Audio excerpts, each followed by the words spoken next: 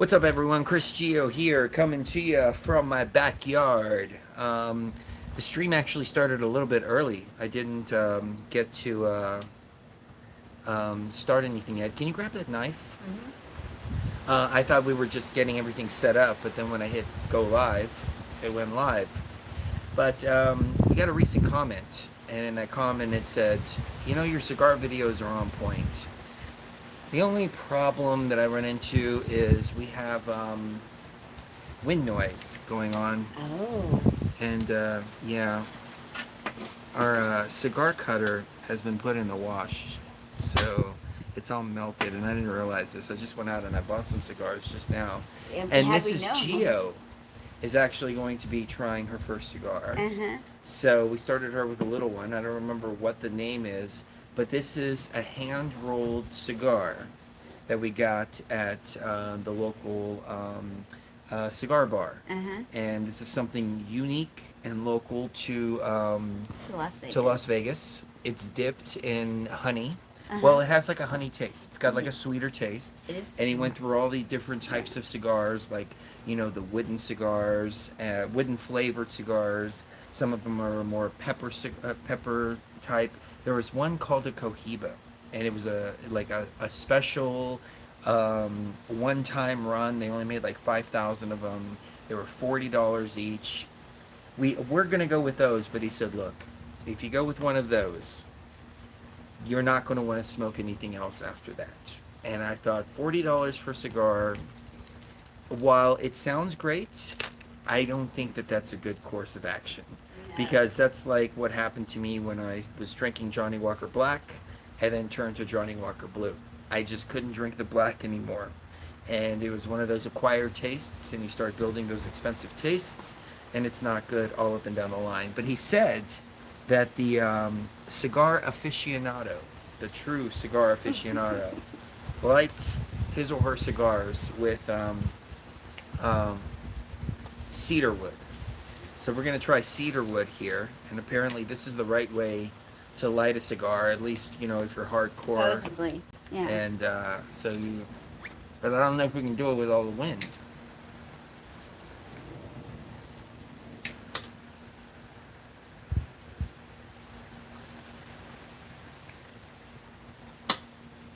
Ah, now that's a nice flavor. Now we need to get Mrs. Geo's light. I already did yours, baby. Oh. Oh, okay. I'm sorry. It's right here. I It's didn't all ready realize. to go. So I know the cedar wood's supposed to be what actually does the lighting, but because of so much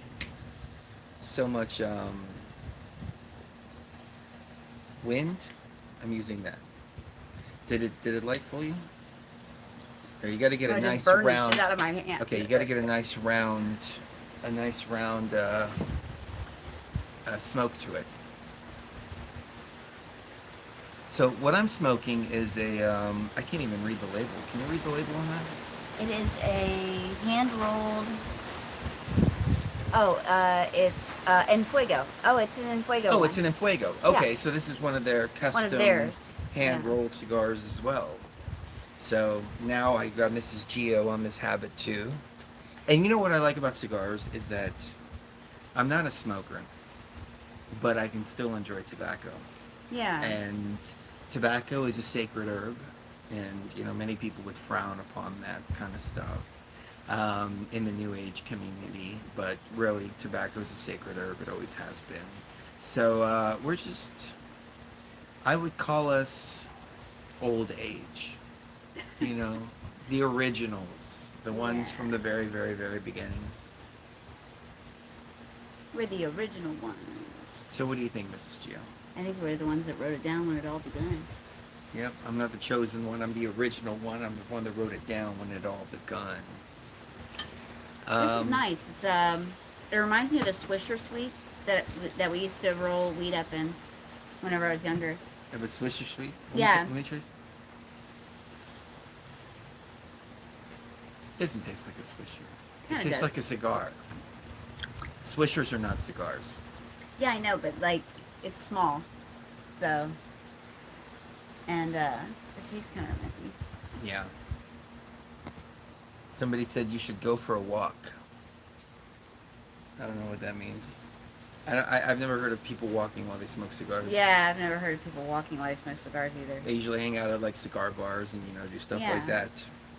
So Walking is more for like Fremont Street, yeah, when walking you're to Fremont looking Street. for a We just place want to go sit. we went walking around the strip yesterday. So Yeah. hanging out, going to different places, doing stuff like that. But Yeah, we do a lot of whiskey stuff. or wine? I have to go with wine. You have to go with wine. You're not going with wine tonight, though. Do you want to go get a glass of wine? I was just going with a Dos Equis beer. Reason for that is it's Thursday, and I try to keep certain bounds. I don't drink during the day. I'll drink beer on the week if I'm going to During the drink, weekend. and I I'll mean, have during one the or week, two yeah. tops. If it's a weekend, I'll go into the vodka Red Bull, or if Or I'm whiskey. at a steakhouse, I'll Yeah. eat wine. Drink wine, Or yeah. drink wine. Even though yesterday we didn't have any wine with our steak, because Yeah. I don't know. Yeah, we weren't in the mood Yeah. yesterday for alcohol. It's just, some days you don't really want it, Yeah. Other days you do. Although a finer wine would be better with a cigar, though, than a beer. Yeah. You Now want me to that get I you some? take a sip of it. No, because I don't want to get even buzzed. Yeah, I me either. just want to just enjoy the flavors. Just enjoy the flavors. Enjoy the flavors of the Matrix. Sometimes it's not about getting buzzed or changing your consciousness or altering your consciousness. It's more about the atmosphere, enjoying the Oh, people just you're sitting around. back, enjoying your company, Mwah. Hanging out. So, what's on the twins' mind today? Nothing much. I'm not really. I don't even. I was just joining you. You were just joining me? Yeah. Are you enjoying that? Yeah, it's okay. It's okay. Yeah. You're not going to be a I'm cigar not really smoker, a huh? cigar smoker. Yeah.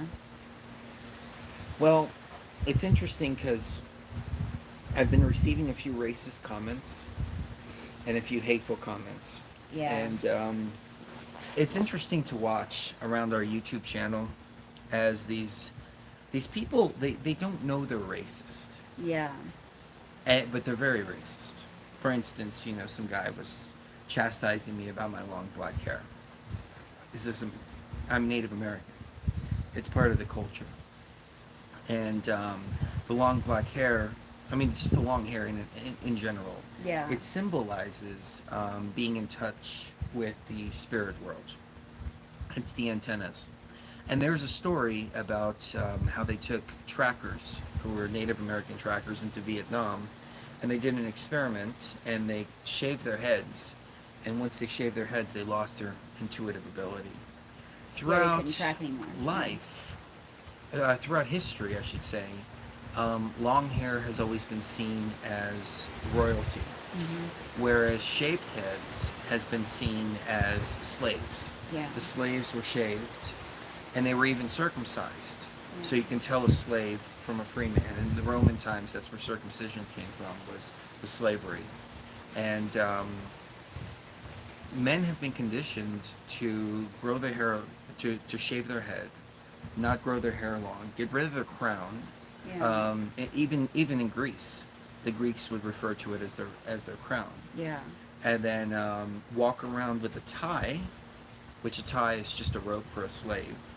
And it's made out of silk or whatever, so they revere it. But in actual fact, it's a form of slavery, if you look at it historically. And then they started shaving the heads of the troops in World War I because of lice infections. Yeah. But if you look historically, and I'm not knocking anybody with short hair, I'm not knocking anybody with shaved head or anything like that. I'm just looking at it from a historical point. But it's funny how we've turned around 180 degrees, and we've come to this point of corporate slavery where people literally dedicate their entire lives to a corporation. Shaved head, tie, all of that, putting their work at the corporation ahead of their family, ahead of their children sometimes. And somehow society reveres that. Right. When they look down upon the freedom and the freedom of others. I remember when I worked for My Patriot Supply, I was going to a lot of meetings, and there was this one guy. I'm not going to mention his name, but he was trying to work his way up the ladder to be Yeah. VP, and they actually offered me a position to be the chief technology officer. And it was a path that I could have taken, and if I would have taken that path, I would have gone to work, you know, 9 to 5. 9 to 5, made a very, very, very good salary, Yeah. and focused my life on that. And having that would come at the cost of having to give up BTV, having to give up, everything that we're doing. Yeah. We never would have created Aya Life. No. We never would have done any of that. But that path was in front of me, and it wasn't anything bad. They were offering me a good amount of money. They were offering me security. They were offering me, Yeah. benefits, Stability. Yeah. stability. And at the time, we didn't have any Yeah, stability. yeah. So, but I was watch this one guy who worked his way up to VP. He did. He became VP at one point. Yeah. I don't know if he still is. But he would always show up in his suit and tie and all clean cut and everything else like that. But when I'd go to the meetings and I'd meet the CEOs of other companies that we were having meetings with, these guys had tattoos all over them. Mm-hmm. Sometimes they had piercings in their mouths. Yeah. And you would not expect them to be the CEOs of the company. And I realized at that point, the people who are truly successful and truly happy express themselves however they want because they can. Yeah. The ones who are trying to work themselves up that corporate slavery ladder are the ones that go with the, crew cut, tie, Ultra conservative. and look. they pride Yeah. themselves on that. Yeah. And it's funny because I have a neighbor here, and I see him, when he comes home and when he leaves, and he sees the way that I dress, and I can tell he looks down upon me. Yeah. But the fact of the matter is that I do what I love, Uh-huh. and he gets in his car every day and goes out to a job At 8:30 in the morning. that I imagine he hates. Uh-huh. But I mean, He doesn't look happy when he he doesn't comes look home. happy when he does that, but he looks down upon me. Yep. But then you have the guy across the street who's very, very, very successful. So successful that he's retired. Yeah. And he's like, "Hey, Chris, how you doing? How's your wife? This Yeah. and that, et cetera, et cetera, et cetera." So, Real success. interesting observation that I've seen. But, yeah, the corporate world's never really been something for me. Even though that's what I was always told that I was supposed to do. Mm-hmm. I was supposed to go to college, get a degree, go find a job, work for somebody else, Yeah. do all of that, instead of making your own way. And you were given a lot of opportunities, Mm-hmm. to go be a slave for somebody. Oh yeah. Oh yeah. Over and over and over again. Starting at age 16, it was a modeling agency actually. And I learned at that modeling agency. It was a modeling agency that basically gave me free classes in modeling and like finishing school and things like that. And in return, I would work for free for them as like an intern during the summer. And I learned though during that time that the people that are the most successful are the ones that don't need to try that hard to be successful. They just are doing whatever makes them happy, and it just happens to make them successful. And so they've just learned how to find something that results in success, material success, but that they also enjoy doing. And then the people that struggle the most are the ones that are trying really hard to make something happen that's just not meant to happen in the first place. Those are the most unhappy people on earth. And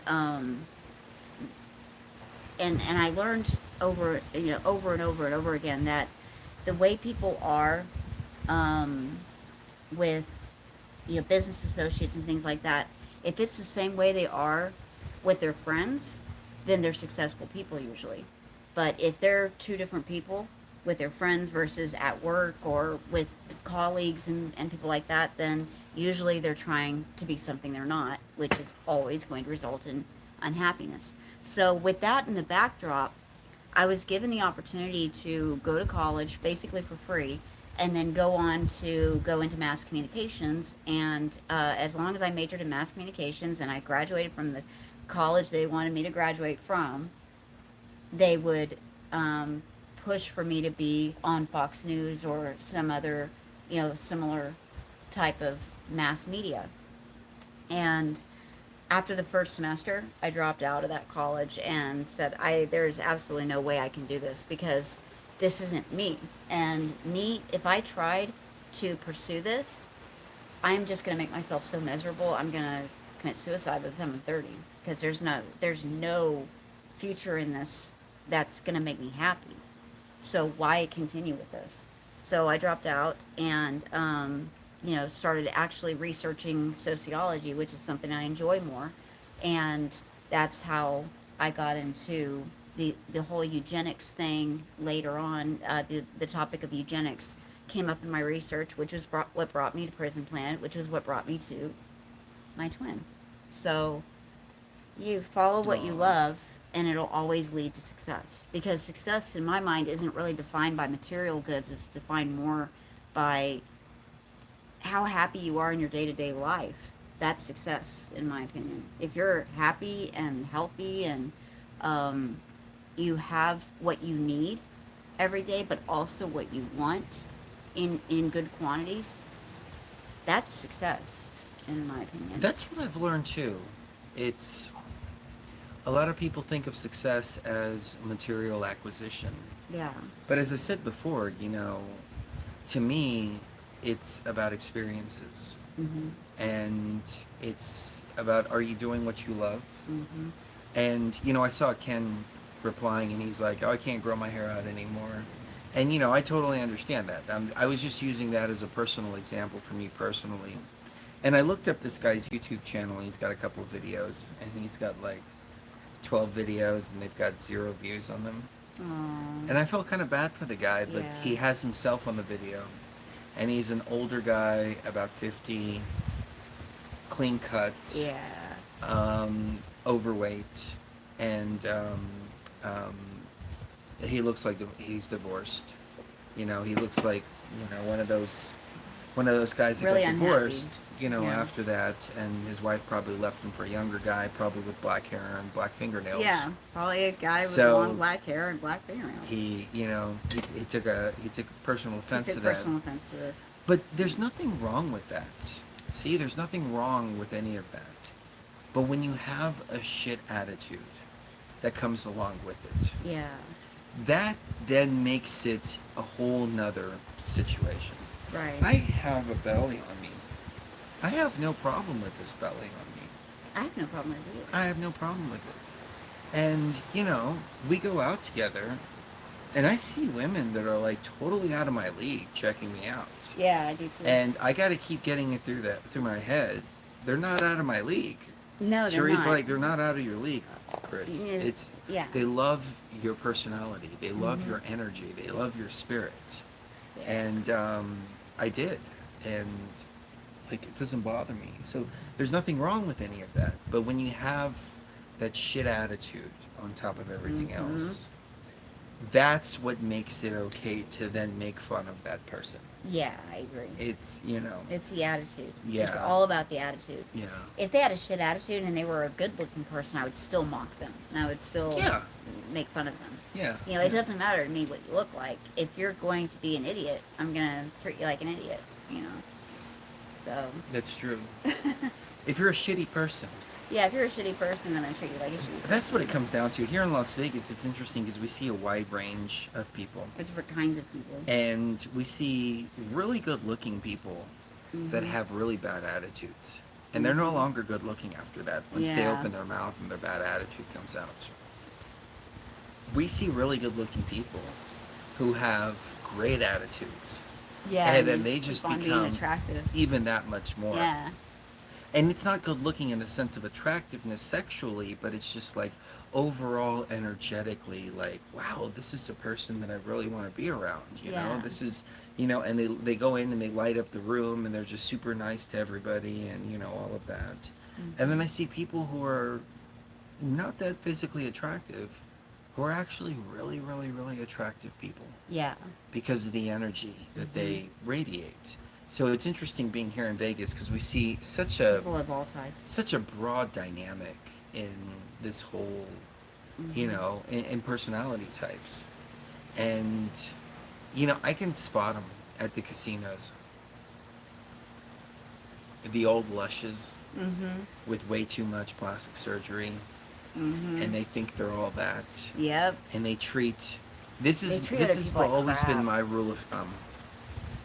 How does the person treat the CEO, and how do they And treat the janitor? exactly. If they're two different If people, they like I treat the said, janitor the same way they treat the CEO, they're good then people. they're good people. And you Yeah. find those people. You find those people. Yeah. Mm-hmm. But Oh, ow, hold on. no, that one guy. It was pretty interesting because he's been leaving comments on several of our videos, and it's all been about the black fingernails and the black hair. And I think to myself, I am talking about the mysteries of the universe, and you're focused on the black fingernails and black hair. Interesting, interesting. And his latest thing is he quoted a Bible verse, and I said, bro, we don't do that here at Beyond the Veil. We're not into racism. We're not into misogyny. We're not into monarchy. We're not into any of that. Okay? I understand you have your beliefs, but we're free people here, and we're sovereign. And the Bible is misogynistic. It promotes slavery. It promotes child rape, and it promotes monarchy as well.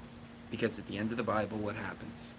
King Jesus comes down in this monarchical structure that is the new heaven on earth. And no, we're not fighting for monarchy. We never have been. We never will be. We're anarchists. And with all due respect to any Christians out there, I'm not, trying to paintbrush all Christians out there. But it's funny how you have Christian truthers and Christian patriots too. How does that work? How can you be for a republic and also be Christian at the same time? Does that make any sense to you? No. To be for a republic, but also be for Christianity at the same time? Because Christianity is about monarchy. Yeah. It's about God is God, Jesus is King, Right. and that's it. Right. But for some reason, somehow heaven is not a republic. Well, that's why Heaven's not even a democracy. well, Heaven Christians is cling to the totalitarian. separation of church and state Yeah, in that case. yeah. Heaven is a totalitarian rule where sin is not allowed, meaning that you have no more control over your mind, and that all you do is praise God all the time and sing "Holy, Holy, Holy is our God Almighty." That's straight out of Revelations, Mm-hmm. and they were singing "Holy, Holy, Holy is our God Almighty." I don't like that. I like to be able to elect our leaders, and I like our leaders to be our leaders, not our Mm-hmm. rulers. Right. But people are so mixed up. They're so mixed up. But I guess that's what happens when you try to stick to the programming Mm-hmm. of religion and then apply it to truther type stuff. And it's a Right. huge group of people out there. It's not just one person. It's a huge group of Yeah. people. I mean, this is where it all originates from. I mean, even the far right, conservative right, that's what it's all about. It's a bunch of religious people pushing for a republic, and they're like, "Save our republic." Yeah. And it's like, well, wait a minute. Your book talks about monarchy. Yeah. Your book is about monarchy. It's not about a republic. There's no republic even mentioned in your book at all. Where did you even get this idea of a republic? It's all about monarchy. I mean, who was that king that he was a Gentile? Cyrus. Cyrus. King Cyrus, the Gentile, Mm-hmm. who was God's chosen. Why did he choose a king? Why didn't he choose a Republican? Why didn't he choose, you know, somebody who is for the rights of the individual rather than a monarch? Why is it nothing but monarchy in the Bible? Well, what they fall back on is there's separation of church and state. So religiously, we're one thing, while politically, we're another thing. Religiously, we wouldn't give our heart over to Trump, but we would give our political heart to Trump. So why? So why are they opposed against? Why are they opposed separation of church and state? Why are they? They're only opposed to separation of church and state when it suits them to be, and then they're for separation of church and state when it suits them to be. That's how everyone is, in this game. So I don't play the game. I guess I'm kind of guilty of that myself. I'm an anarchist at my core, Yeah. but anarchy in the sense of living free and Mhm. autonomously. But I do understand that some people need to be governed. Mhm. We saw that in 2020 very, very clearly. We saw riots in the streets. We saw BLM. We saw, all that. Some people are And begging for it. Antifa. They need to be governed. I Mhm. understand. They don't know how to not destroy other people's property. Yeah. They don't know how to respect the rights of other people to drive down the road, and they were blocking freeways and doing all of that. And when I saw it in my face, especially right in the middle of Las Vegas, because we were down on the strip watching this happen. And when you can't respect private property, you need to be governed. It's just, that's just the way it goes. Yeah. I respect people's private property. I don't go out and destroy businesses just because I'm mad at the government. Right. That's not. Yeah. If I have a problem with police, I don't go take it out on my neighbor's house. Right. Exactly. You That know? that's what children do. Hmm. Children tear up a toy store, even though they know that they're ruining other kids' time. They don't care that they're ruining other kids' time because it's not about other kids. It's not about the toys. It's about them in the moment and what they need and what they want, and that's how they're acting out in the streets. They're doing the exact same thing. They even if what they're saying is true, and that there needs to be drastic police reform, and people are being gunned down in the streets every day by police. Let's just say that for the sake of argument that's true, even though it's not. Let's just say for the sake of argument that's true. Why would you then want to go and beat up elderly shopkeepers that have nothing whatsoever to do with police? Lewis Yeah. made an interesting comment just now. We're kind of seeing the comments, not all of them, but some of them as they pop up. He said, "The sword of truth and light defeats Satan." Let's examine the Satan character here for just Here a we go. moment. Really, let's examine the Satan character. So you have a monarchy, and a monarchy in which a third of the angels were not being treated fairly. Otherwise, they wouldn't have rebelled. Because if they were all living harmoniously, there would be If no their needs reason. were all being met, There would then, no reason for rebellion. yeah. Now, I do want to preface all this philosophy by saying that the whole idea of a rebellion and the transformation from Lucifer into Satan was taken out of Paradise Lost, which was a poem written in the 1600s or 1400s, I think 1600s, and it was a work of fiction. It was never meant to be fact. The whole fall of Lucifer turning into Satan and everything like that, it's not in the Bible. It's not in any holy scriptures. But it's been adopted as dogmatic fact. So we'll just run with that idea, even though we know that it was based on a work of fiction. But Satan, Lucifer, didn't like the way things were being run. So he rebelled. And he took a third of the angels with him. And was like, screw you guys, I'm going home. Mm-hmm. What's the difference between rebelling against a totalitarian God versus rebelling against a totalitarian government? If you're constantly being monitored, if your free will is being impeded upon, if your sovereignty is being impeded upon, if your sovereignty is not being respected, is it not your right and duty to claim your sovereignty and rebel against whatever it is that's trying to prevent you from having that sovereignty and freedom? Isn't that what the truthers are doing right now? Well, Trying to rebel against a totalitarian regime? And they've been so during the Bush administration and everything like that. So Mhm. are they not following the path of Satan? Hmm. Because the other path is blind submission to the authority figure, which is Jehovah. Mhm. So what's the difference between Jehovah and George Bush? Especially when you look at Romans 13. And Romans 13 says that all governments are ordained by God. That means that Hitler was ordained by God. That means that George Bush was ordained by God. That means that Napoleon was ordained by God.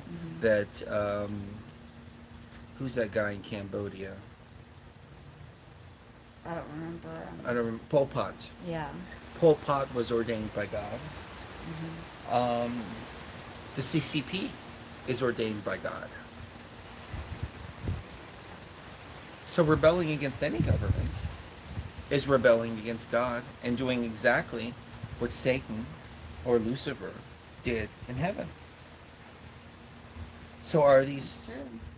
Christians really not the Satanists themselves who are rebelling against these structures which have been put here under God and ordained by God? Dun dun dun. I know. Makes you Yep. think. Mhm. Makes you think. Makes you think. Sometimes when you point the finger, you got three pointed right back at you. Mhm. That's why I'm just like, yeah, I'm not playing any of those games. I'm just a sovereign being, and that's it. I always have been. I always will be. That's an interesting thought, huh? It is an interesting Am I thought. going into a little bit too much? It might be a little bit too beyond the veil. Well, it's not really beyond the veil. It's just sitting back and That's having a true. cigar. You know, Yeah. Um, we've talked about religion a lot on the show we have. We have. and dissected it. Yeah. It's the virus. It is the virus. I've just seen the One virus of the creeping faces. back over into beyond the veil. Mhm. And what's making him mad is that we put the majority of our content, the real stuff, on Mhm. our Patreon.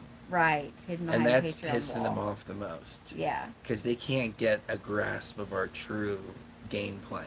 They Yeah. don't truly understand what's going on. And they want to know what's going on. And they try to shame us for not For giving not them just giving it to everything them. that's going on. It's like, I Yeah. don't know you a goddamn fucking thing. Yeah. I don't know anybody anything. And we certainly don't owe the world our entire YouTube channel going back 12 years. Like we don't that we don't deserve to have that taken away from us or to have that taken away from you guys. No. Those of you that really are here for the The tribe. only people that I feel I owe anything to is my tribe. Yeah, exactly. And that's it. So, and So a lot of people will come in. They're not part of the tribe. yeah. They make it perfectly clear that they're not. Mhm. And then they somehow expect us to acquiesce to them. Whatever they want. Yeah. It's like, in what fucking universe are you living in? Right. Just because you acquiesce to this deity, which is a broken AI that we came here to fix, it doesn't mean that we're going to acquiesce to that, to you, or to Mhm. that broken AI deity that has been fucked from the very beginning. I mean, Right. if you didn't break the fucking thing in the first place, we wouldn't even have to be here. Mhm. Let us do our job, fix this shit. Then you can go back to worshiping your AI. Go Yep. right ahead. You want to worship it, worship the AI. Knock Please, by all yourself means, out. go ahead and knock yourself out. Just in the meantime, don't get in our way while we're trying to fix it. Mhm. Okay? Yep. Exactly. Oh, we got a super chat. Aw, thank Chris and Cherie, any you. chance you've seen Equilibrium? The drug in the movie, oh no, Posium would be a good code word for Gav. As a matter of fact, it's funny you mentioned that. I'll be right back. Okay, I'm trying to get this camera situated. Can you grab me another beer? Yeah. It's funny you mentioned that because the movie Equilibrium has been on my mind lately, and I've seen it and I watched it many years ago, but I remember it pretty well. I don't remember the drug, but I do remember it was kind of like a mixture of kind of like 1984. I think what happened is the main character stopped taking their dose, and was waking up to reality, and then his children wound up like ratting him out at one point, and the guy went like rogue. And as it turns out, father or whoever the main character was didn't even exist, and it was just like images, Big Brother on the screen to keep the public isolated, and and all of that. But I had this ear thing going on for the last 3 weeks, and it was messing with me because it was messing up my equilibrium. And I was talking to the doctor. I'm like, yeah, I'm getting a little bit of weird equilibrium stuff going. Like Sheree handed me a towel and I dropped it. And as it turns out, it was something very simple. It was a piece of earwax that had literally got onto the eardrum itself. It just happened to be the perfect size to encapsulate the eardrum. And once they removed it, everything went away just like that. But I was getting a little worried there because this was going on for like 3 weeks. And I went to the doctor twice, my primary, and she looked in my ear and she's like, yeah, I see some liquid. There might be an infection, etc. Then I went to an ENT, and the ENT was like, no, you got a little piece of earwax literally encompassing perfectly your eardrum, which completely caused me to lose hearing in my left ear. But the word equilibrium came up many times in the last couple weeks, which obviously made me think of that movie Equilibrium. But it's interesting because all these movies come to mind, like They Live and The Sunglasses, and we know that the vacations, we've been calling them vacations, um, they're, I think, like a form of soma, or a form of that drug that people are using in that movie Equilibrium. We have a lot of these post-apocalyptic utopian technological movies that show pretty much the same premise, which is they're constantly drugging people to keep people from being able to see the truth. There was another movie, I don't remember what it was, but half the movie is a cartoon. Maybe you guys remember it. You can mention it in the chat. And in this movie, it was all these Hollywood people who were living in this alternate reality, but in actual fact, they were living in like the slums, and they thought they were living this, big, rich, high life and everything like that. And it was only because of this drug that they were taking. And halfway through the movie, this person stops taking the drug, and that's how the movie progresses. But I know that in the early 90s, they started to drug all the kids up with all kinds of psychopharmaceuticals. And we did a graph that I still have on my Facebook page that showed the rise in pharmaceuticals, and it was in direct correlation with the rise of school shootings. And I don't know if some of them were fake, some of them were real. I know that we had Operation Mountain Guardian happening in Denver when we were living in Denver. And this was before there were any major school shootings besides Columbine. There were no movie theater shootings, there were nothing like that. But Operation Mountain Guardian was running simulated drills on shootings at movie theaters and shootings at schools. And part of it was that the premise of a military guy who has PTSD, who's off his military meds, goes into schools and starts shooting them up.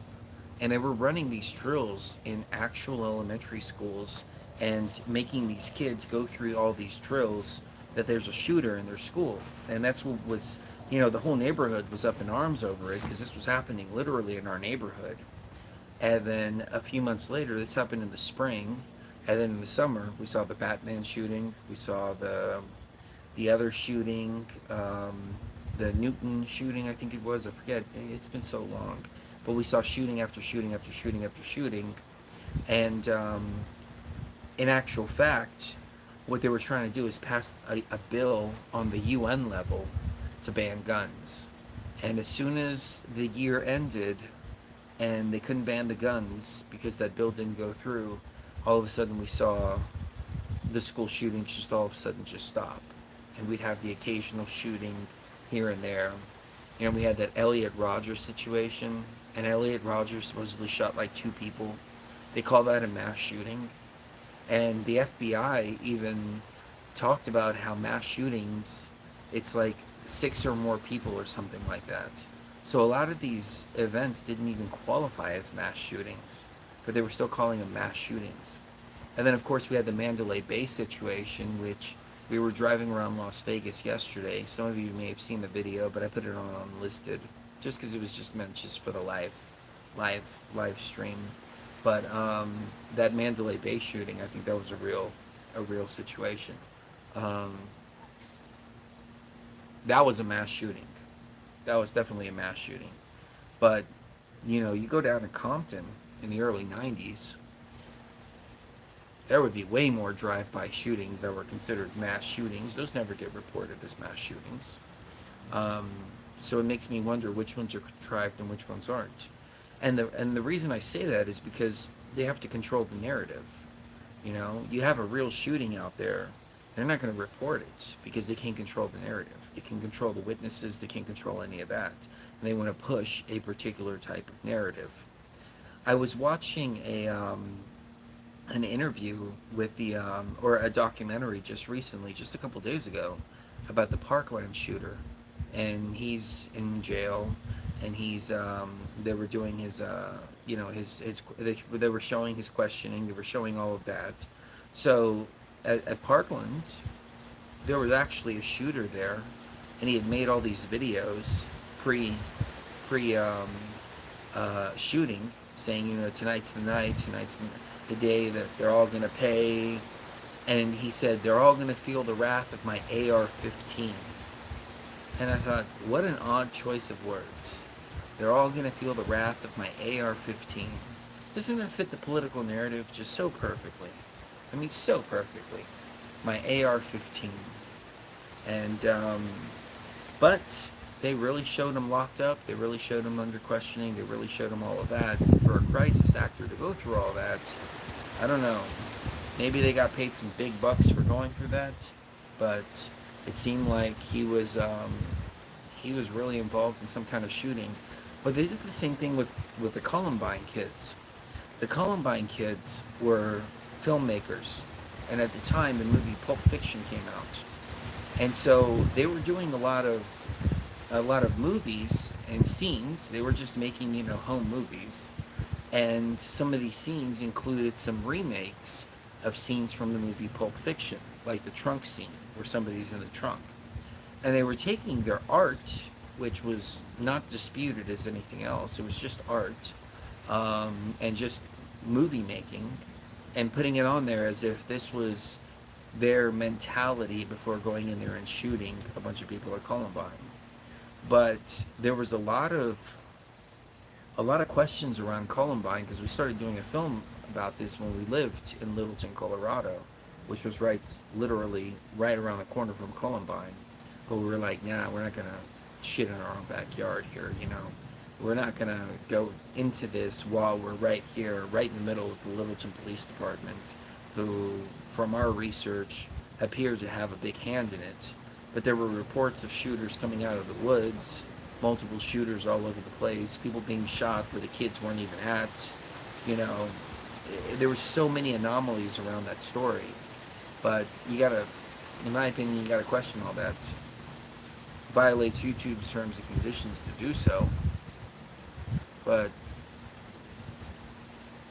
I'm still gonna ask the questions, you know, as to what happened.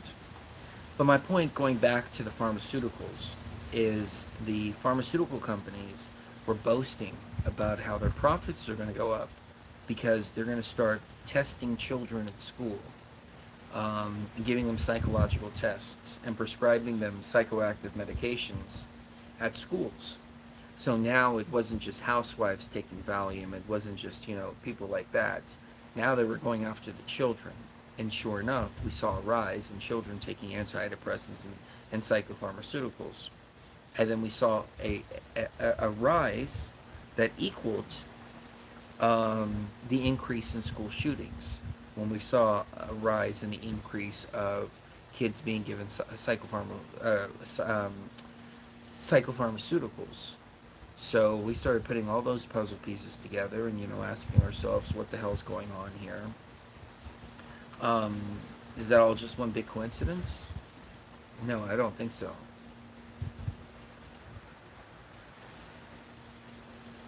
There was an interesting situation that happened in Tyler, Texas, and these kids burned down a bunch of churches, and they charged them with hate crimes.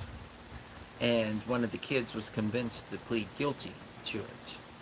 He claimed to have taken that anti-smoking drug, which is an antidepressant. I don't remember which one it was. Xantex. Xantex? No, Chantix. Chantix. It was an anti-smoking drug. And they claim they don't remember the events at all, period. But I know one thing for sure. All those churches that got burned up, they got paid fat from their insurance companies. And this kid, he went in pleading not guilty. Then he was convinced to plead guilty. And it's claiming that he was on this Chantix and he doesn't remember any of this. There were like 3 or 4 churches which were burned down. I can tell you firsthand my experience with Chantix. And that was when I was about 22 years old. I wanted to quit smoking. So the doctor gave me Chantix. And I tried it for about a week. And I noticed that it was making me more aggressive. It was making me think less. It was making me want to smoke more, not less. It wasn't curbing any of the nicotine um, cravings. And it was making me really, really, really agitated. So we went to church. I went to church with my mom. And after church, we stopped at this Greek restaurant to go eat, which was right down the street from the church. So I'm waiting patiently, a little bit agitated, but I'm waiting patiently for this parking spot.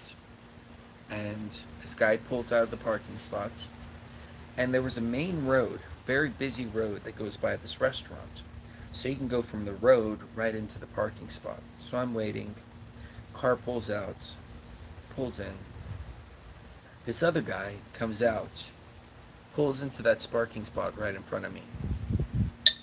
And I walked out, I knocked on his window, and I said, "Excuse me, sir. I've been waiting for this parking spot for the last 10 minutes. And I said, that's my parking spot that you just took."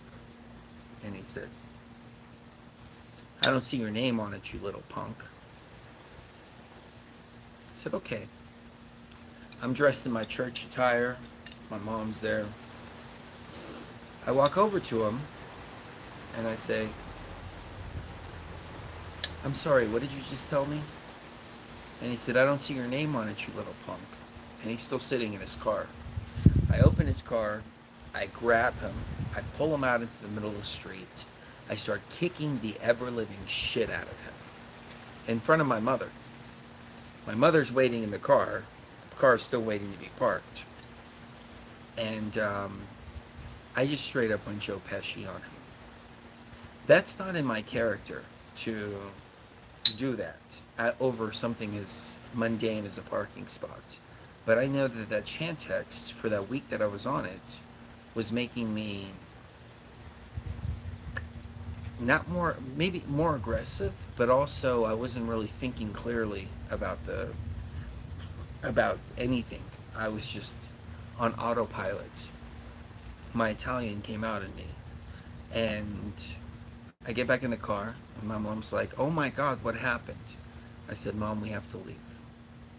And she said, she's like, "What happened? I saw you beating that guy." I said, "Mom, let's just leave, okay? Let's just leave." We get in the car, we leave. We're friends with the owner of the Greek restaurant. So she calls my mom, and she's like, "What happened to your son out there?" And my mom was like, "Well, the guy was very disrespectful. He took the parking spot." And he's like, "Yeah, but did your son have to pull him out of his car, mafia style, in the middle of the parking lot and beat him to a pulp?" And my mom was like, "No, not really. I apologize, etc., etc., etc." They said they were going to call the police, but they never called the police. But after the fact, my mom was telling the story and she was laughing about it. And she's like, "You should have seen it. It was just like a scene out of a mafia movie." But that's not really my character. I'm not that type of person. But I can tell you that when I took the Chantix, something came out in me that normally wouldn't have come out. I would have been like, "Ah, no big deal. This parking space isn't worth that." But it just, it was that it removed that common sense of being able to think clearly and just brought me back to my core animalistic feelings of, "You're disrespecting me? All right, here's how we're going to handle the situation." I think it was the word little punk, because he was an older guy. Like, "You're going to sit here and call me?" "Oh, okay, not a problem." So that's been my only experience with any kind of psychopharmaceutical as far as that goes. Any kind of antidepressant, anything like that. But I can tell you for that week that I was really, really, really agitated. Now, I have a pretty strong consciousness. I can only imagine the weaker consciousness out there that they don't have such a grip. If my consciousness was any weaker, I could have wound up killing the guy without even thinking twice about it, because it had removed that inhibition. It had removed the thinking about what was going on. All I was thinking was, this guy disrespected me. I'm going to kick the ever living shit out of him. So you take it on a level of somebody who's already fucked in the head, has access to weapons, and decides to take them to school. Can they decide to go shoot the school up? Maybe. But then again, are some of these staged? And the reason for that being is because they can control the narrative. They can get people saying, they're going to feel the wrath of my AR-15, because the AR-15 is what they've been trying to ban from the very beginning. I just saw just recently a video, and it was a news person saying that the AR-15 is a military issued weapon.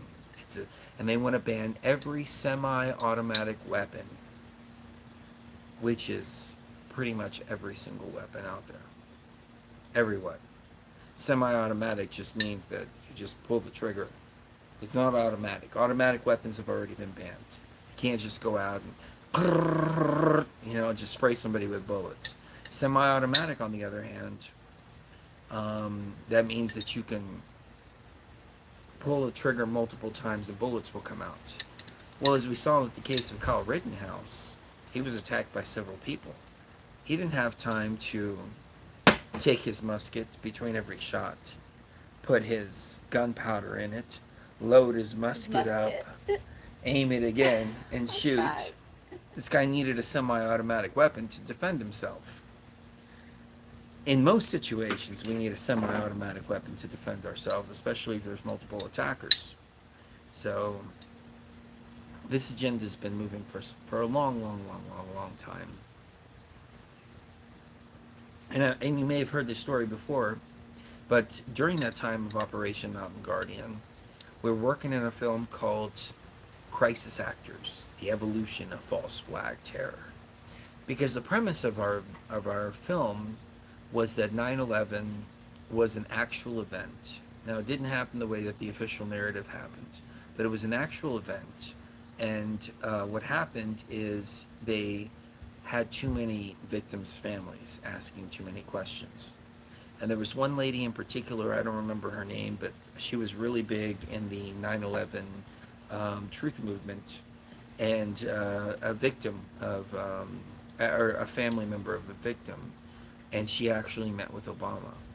Obama had given her a set of airline tickets, and that plane that she was on wound up crashing, and she wound up dying on that plane that Obama had arranged for her. So we started to speculate that when you have too many family members asking questions, it creates a big problem. But if you can get crisis actors to be the witnesses, to be the ones who are, engaged in all of this, to push the narrative forward in any direction. Oh, it's the AR-15, it's the AR-15. Even in shootings where AR-15s weren't used, you hear we need to ban AR-15s, we need to ban AR-15s. Because it's the narrative, it's the script that they're trying to push. So, as part of this film, I wanted to prove that crisis actors existed. Because a lot of people didn't believe that they exist. So I called the Crisis Actor Studio that's in Denver. It was crisisactors.org or something like that. I call and I talk to somebody and I put the video out on YouTube. It's an interview that I'm having and an audition, a phone audition that I'm having with the Crisis Actor Studio. And after speaking to the lady for so long, we talked about bringing a Shakespearean piece. We talked about bringing a contemporary piece. We talked about this being an audition just like any other regular acting audition. We talked about a lot of very, actor, professional type of things. And at the end, I started asking her what kind of projects are coming up and what kind of roles they're looking for. And she says, well, you may play a victim's parent. You may play a school janitor. You may play a school official. You may play a school principal. You may play a parent or a brother or a sister or a witness or any of that. And I got this all on tape that they were running drills and that they were using crisis actors to do all this. And at the end, she says some of our upcoming projects include the Syria Chronicles. Now, this was before we had any conflict with Syria whatsoever. And I said, "Oh, well, that's interesting. I'd really like to be a part of the Syria Chronicles."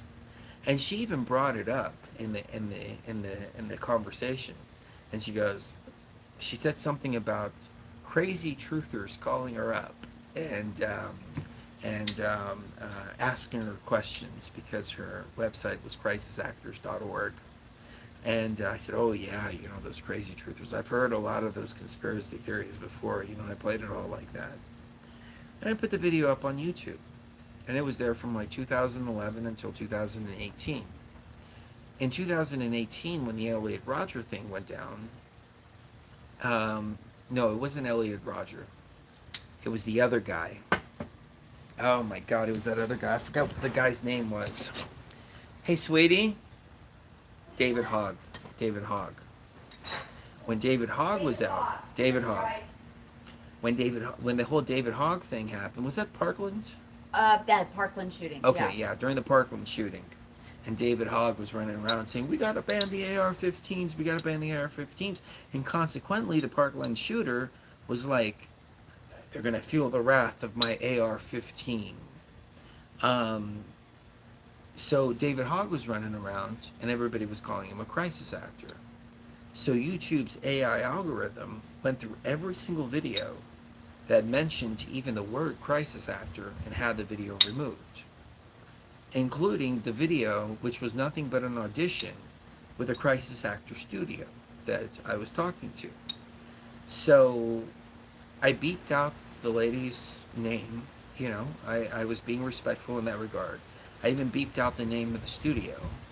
There was nothing conspiratorial about that video whatsoever.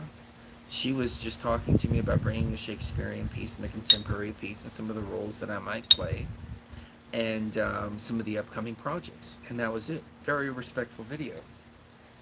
They called that bullying and harassing. Bullying and harassing. So that video disappeared. And it so happened to disappear right at the point when we were going to Egypt.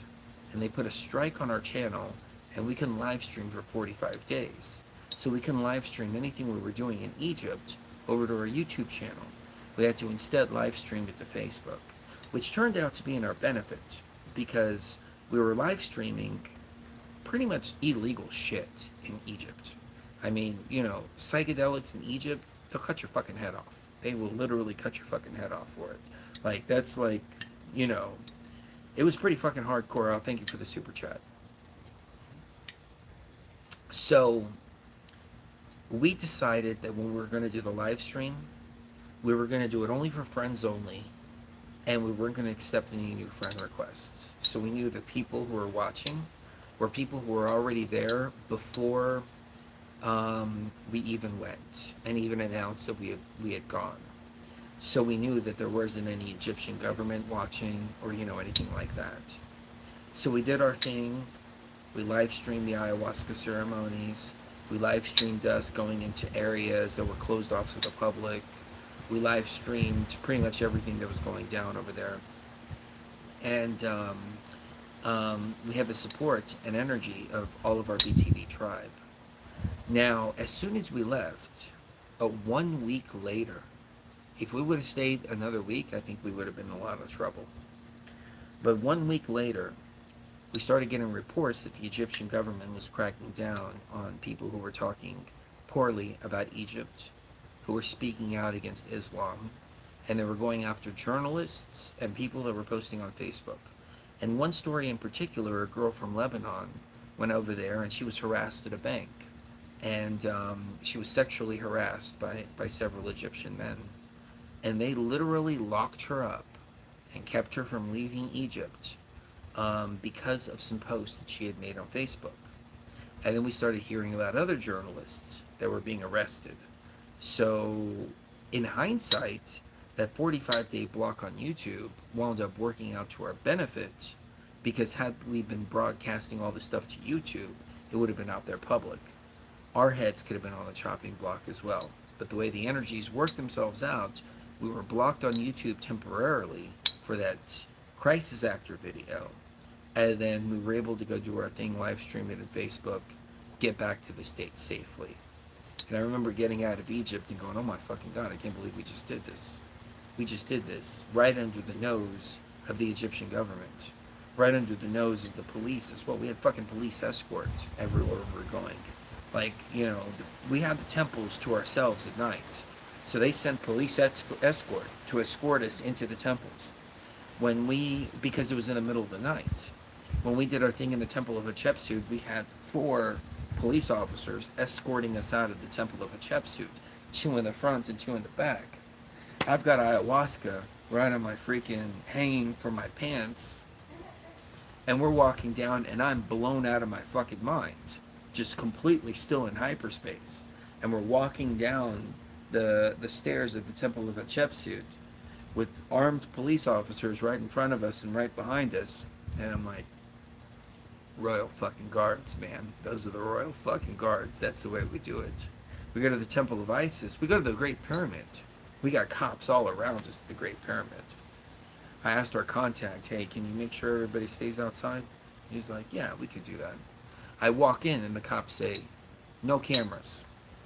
And I said, of course no cameras. Of course. Of course. We would never bring cameras into the Great Pyramid. Of course we would never do that. Of course we had our cameras with us still, But they were even there, saying no cameras. The fucking Minister of Antiquities, or whatever the fuck they were. It was fucking crazy, man. It was fucking crazy. We did it all under their nose. All under their nose. Reset the goddamn fucking matrix. We left Egypt. And maybe afterwards they caught wind. I know for sure they caught wind of what we did now. I don't feel safe if we're going back to Egypt, because I'm pretty sure me and Cherie's name are right there at the fucking airport. Got another super chat. Thank you very much for the super chat. I'm pretty sure me and Cherie's names are right at the fucking airport, saying if you see these motherfuckers, arrest them on sight. But it was fun, and it needed to be done. And we had a lot of guiding energies around. But it's funny how everything just kind of connects. The crisis actor thing, the film Crisis Actors, An Evolution of False Flag Terror, 2011, a project we never finished. And here's the thing, I started working on this great film, and I was hitting all these little different details. Columbine, a couple of other ones, that other one. Which one was that one that Alex Jones got sued over? It started with an N. Man, I don't remember. You guys know in the chat. I'm sure you do. Sandy Hook. That's it. Sandy Hook. Yeah. In Newton. Yeah, Sandy Hook. We talked about Sandy Hook. We talked about all these different shootings, the Elliot Roger thing, all these different things. We were putting it all together in a nice documentary. And I was really just making a lot of headway into this. And here comes Mrs. Gia. I got all this info on Columbine. Let's talk about this. Let's talk about this. Let's talk about this. Let's talk about this. And I'm like, Cherie, that's not the point of this video. This video isn't a Columbine video. This video is just to touch upon all these different things to show the crisis actor thing and then get into the fact that crisis actors actually exist. That's the point of this film. She wanted to spend like an hour just on Columbine. And I was like, wound up giving up.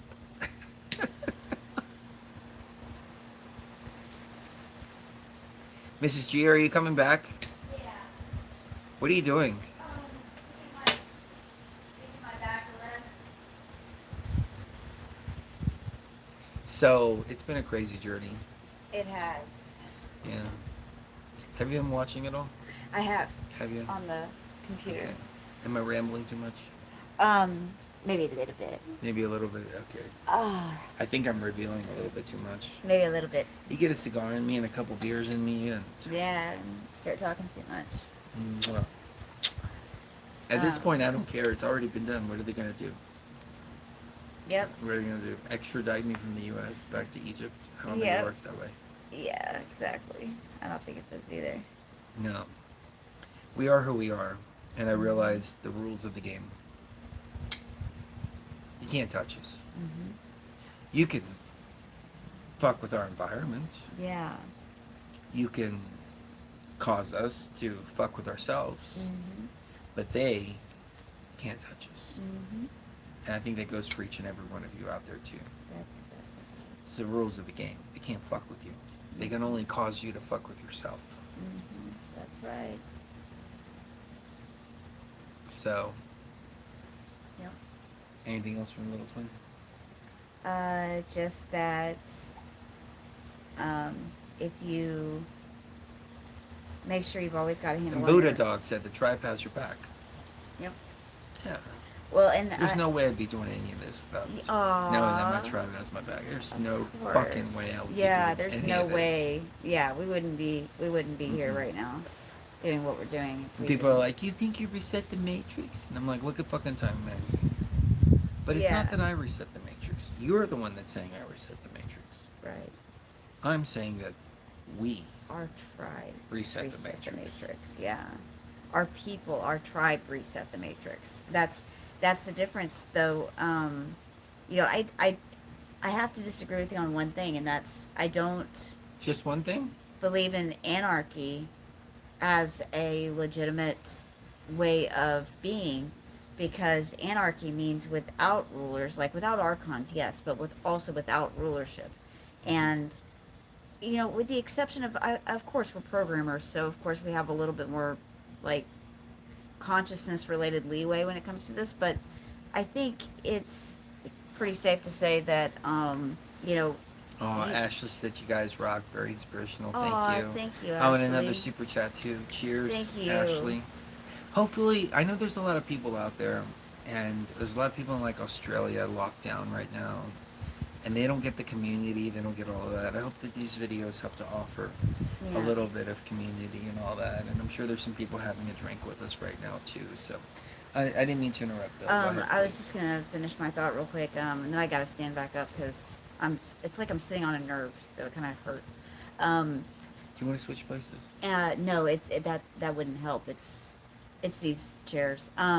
Anarchy means without rulership, and with the exception of programmers, I think it's pretty safe to say that if you don't have a rulership going on over your consciousness, then you're probably out. I mean, you're probably going to end up hurting somebody along the way, because you're not ruling over your consciousness. And so, like you said, a little bit, we've realized that NPCs especially have to have rulers. They have to have something ruling over that consciousness. Otherwise, they will run roughshod over the rest of creation. And so, I don't believe in anarchy in a sense. I guess anarchy works for those that can know the Anarchy is difference. never going to work on a worldwide scale. It would never ever It's an work. individual thing. It's self-governance over the individual. Self-governance. Yeah, self-governance, self-autonomy. That's what I'm into. I'm into, um, Well, when you think about Egypt, Egypt had a great structure. mhm, You had the people, you had the priest class, mhm, you had the pharaoh, and you had the gods. And there was a line of communication up and down the line, you know? And then all that got destroyed. right. And so the hierarchy, while I don't like hierarchies, It worked. those who needed to be ruled were ruled. Right. Those who didn't need to be ruled weren't ruled. Exactly. Those who needed to believe that there's this invisible man watching them just simply because they're made of bad code, Mhm. bad NPCs, Yeah. they think that, and it changes their code a little bit, and they become better people. Yeah. That's true. We become egocentric. And I hear this a lot with Trump. This is the only thing that people can say about Trump when we talk about Trump is, what about warp speed? What about warp speed? Yeah. And what I hear when somebody tells me that is, I hear, I'm so egocentric that I think the entire world has to believe the way that I believe. Right. And that if I don't see somebody acting in the exact same way that I would act, regardless of whether it comes from foolishness or wisdom, because in my opinion, ridiculing Trump over warp speed is foolishness. It's not wisdom. And I'll explain here in just a second.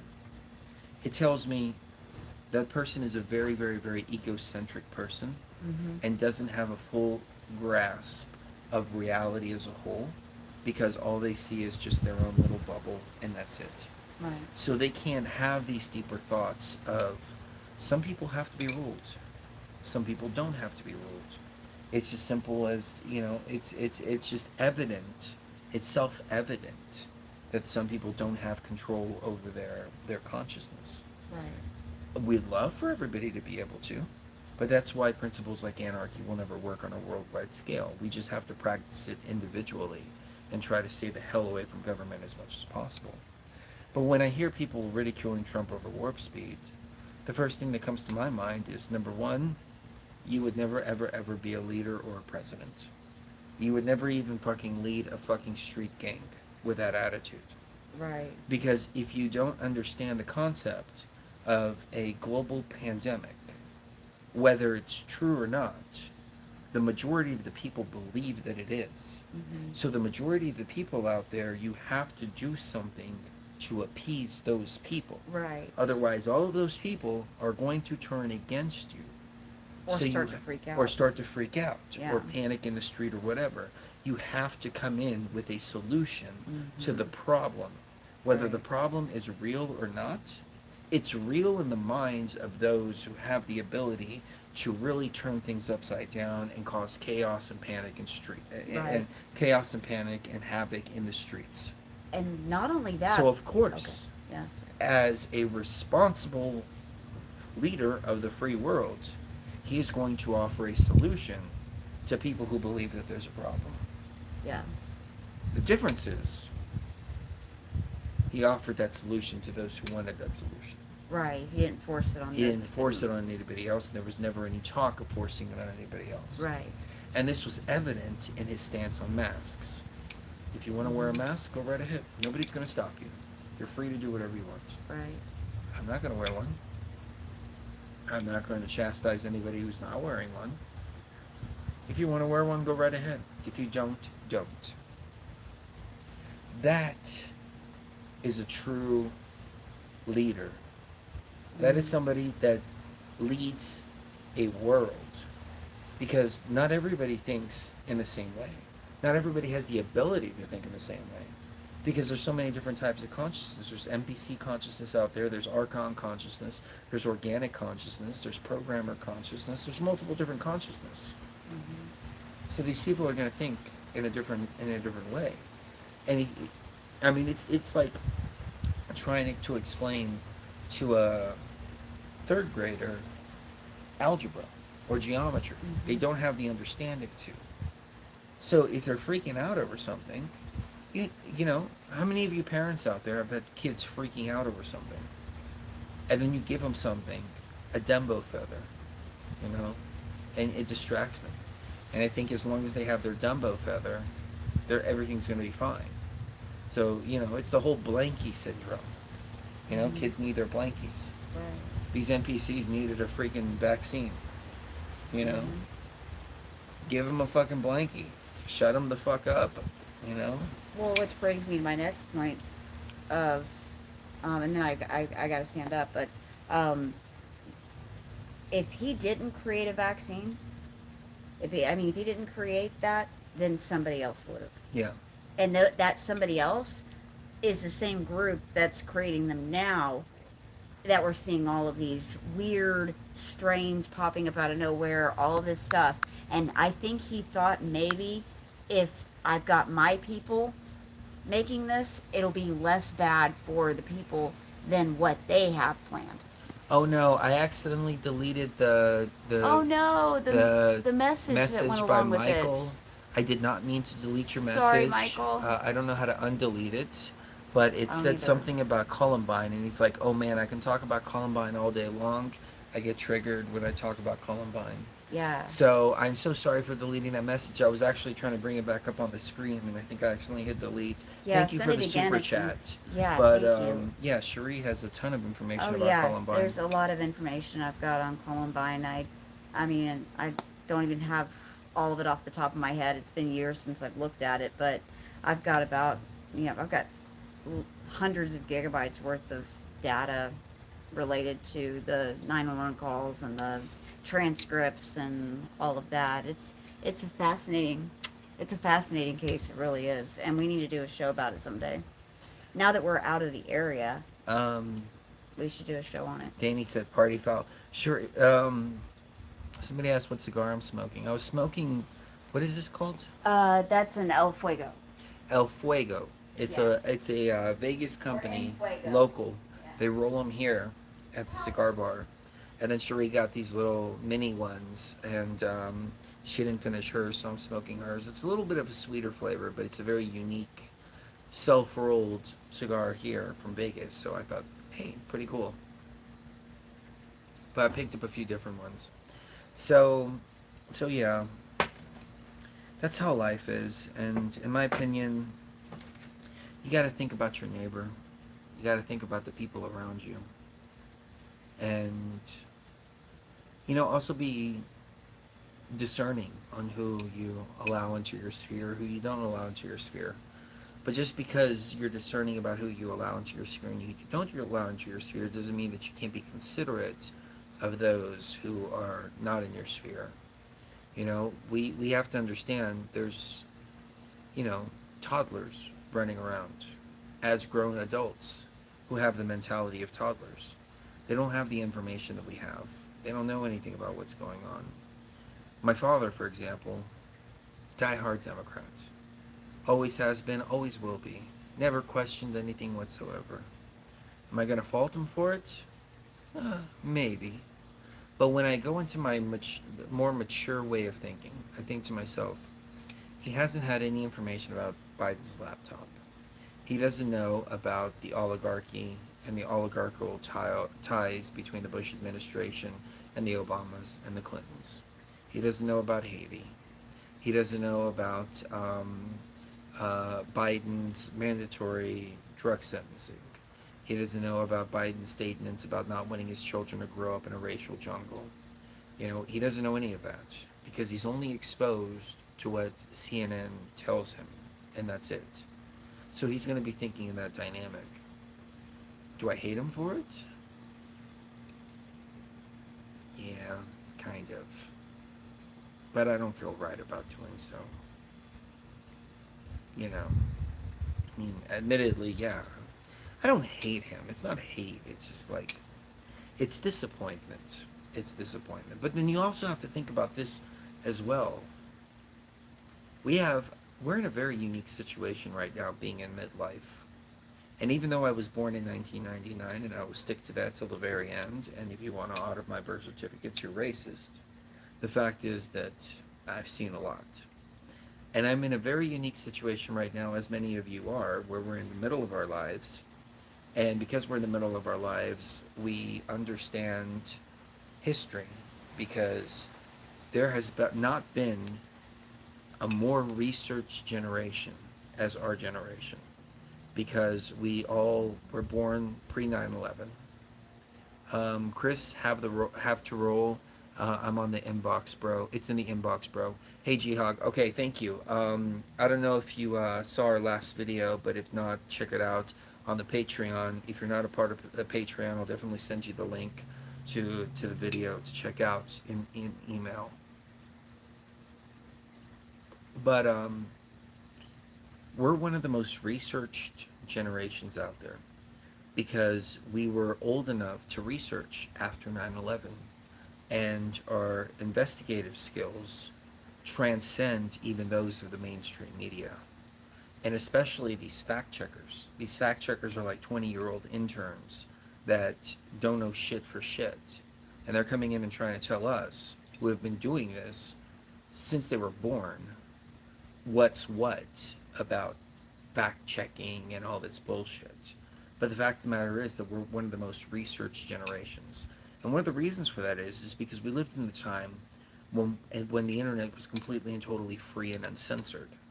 And it started to become more systematically censored up until we find ourselves now in 2021 where we have to talk in code on YouTube. But there was a time when we didn't. There was a time when we could speak the truth.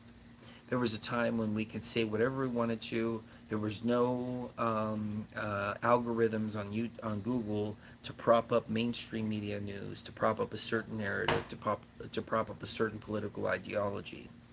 And as a matter of fact, Microsoft did a test, and they put out an AI, a self-learning AI. And by the time that self-learning AI was done interacting with people, it was a 9/11 truther, conspiracy theorist, and I'm not going to go into anything else of what it was into, but it was thinking like the people that they were interacting with. And so they saw this as a problem. So they started trying to shut down these channels of information more and more and more and more. The thing is, our generation has that information. Our parents' generation, they didn't have it because the internet was new to them at the time. We were born into the internet, or at least the very beginning of the internet. I remember in fourth grade, I used to get on bulletin board systems. That was the very beginning. And Usenet, all those old school online communities. And that transformed into websites and, everything like that. And I don't know if you're like me, but do you remember watching McDonald's commercials and Pepsi commercials and things like that, and seeing www.mcdonalds.com at the very bottom and asking yourself, what is that www.mcdonalds.com? What does that mean? What does www mean? Remember when they used www? Nobody uses www anymore. But do you remember even when everything was www? We remember all of this when information was free flowing. The current generation, who's in their 20s, they didn't have that. They grew up post 9/11. They grew up while the censorship was happening, and they grew up in a point to where all the information has been seriously, seriously censored. So they're dealing with a very small data set. Our parents also were dealing with a very small data set, and some of our parents were still listening to 8-tracks when CDs were out, for example. So we're unique, and we are the ones that have the critical thinking, that have the out-of-box thinking, and these other generations don't. So I'm not saying that we're better than any of them. I'm just saying that they're not targeting us. They're targeting the 20 to 25-year-olds and the 15 to 25-year-olds through schools, through media, through all of that, and really truly creating a new norm. And they're waiting for us to just die away. They know we're not going to go get the vacation. The vacation. They know we're not going to. They're not targeting us. They're targeting the 20-year-olds. And they're targeting the 80-year-olds. Because they were stuck in that mindset. They're trying to re-bring that mindset. They fucked up with our generation. They played their cards way too much. And they played their 9/11 cards over and over and over again, which caused a global awakening. 2020 is going to cause an equal awakening, if not a bigger awakening. We're going to have a 2020 movement. And I'm not using the C19 word, but that we're going to have a 2020 truth movement if they allow it. If they don't censor all the airwaves, in the meantime. But it is what it is.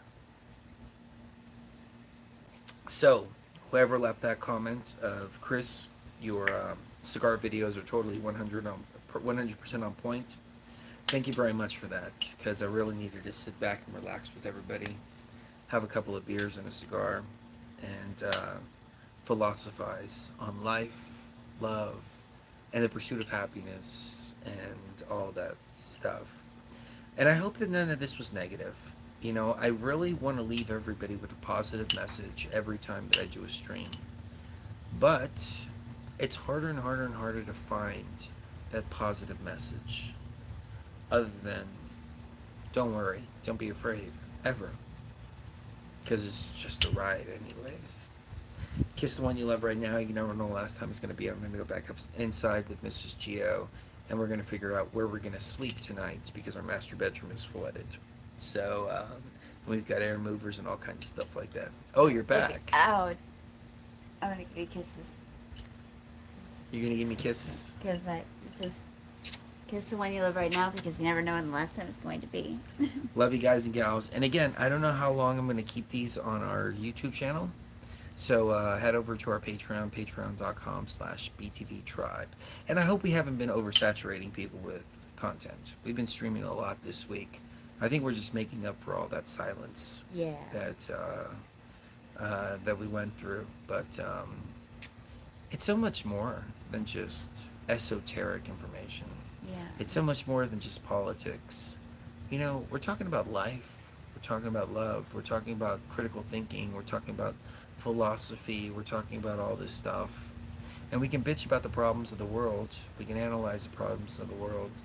Sometimes it's just fun to just sit back and just reflect upon how we got here, so we can understand where we're going. Mm-hmm. So kiss the one you love right now. You never know the last time it's going to be. Love you, and see you even further. Beyond the veil. Beyond the veil. Much Love love you to guys. everybody. Much love.